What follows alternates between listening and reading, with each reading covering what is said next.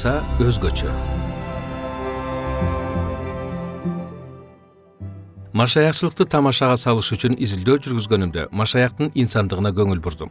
Жана ошондо мен күткөндөн жана башкалардан көрүп жүргөн нерселерден айырмаланган бир өзгөчөлүктү байкадым. Бирөөлөр өздөрүн Кудайдын пайгамбарларыбыз деп, кээ бирөөлөр Кудайдын кабарчылары, дагы башкалары улуу пайгамбарларыбыз дешкен. Бирок Иса өзүн Кудай деп ырастаган. Силер таң калып жатсаңар керек. Мен дагы убагында таң калгам. Анткени ал адам денесинде туруп өзүн Кудаймын дегени, аны мен изилдеген башка адамдардан өзгөчөлөп турду. Анан ушул чындыкпы деген суроо туулат. Бир нече жыл мурда Да Винчи коду аттуу китеп чыккан. Билесиңерби, ал китепте жазылгандар чындык деп айтылган, бирок анын 90% жалган.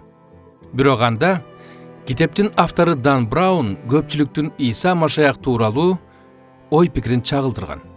Ал мындай деп айткан: Исаны анын жолдоочулары пайгамбар деп эсептешкен. Улуу жана күчтүү адам катары көрүшкөн, бирок адамдан жогору эсептешкен эмес. Ислам Иса эч качан өзүн Кудаймын деген эмес, бул Кудайга акарат келтирүү болмок дейт.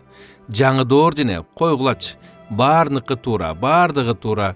Иса эч качан Кудаймын деп өзгөчө мааниде айткан эмес. Ал кудайлардын арасындагы эле бир Кудай дейт. Опранын теле көрсөтүүсүндө Опра чакырган коноктору менен бирге эч кандай Кудай жок деп айтышат. Машаяк бул Машаяк аң сезими, ал жөн гана Кудай аң сезим. Ал жөн гана таасир, ал Кудай эмес, ал Кудайлык аң сезими же сезимталдыгы бар өлө турган денедеги адам дешет. Бирок мен ислам же Опра же жаңы доор дининдегидей, же Дан Браундун Да Винчи кодунда чыгаргандай жыйынтык чыгара алган жокмун. Анткени Иса Машаяк өзүн Кудаймын деп айтканы айдан ачык эле. Ал болгонбу же жокпу, бул маселе эмес. Маселе ал өзүн Кудаймын деп айтканында. Кимдир бирөө буга каршы.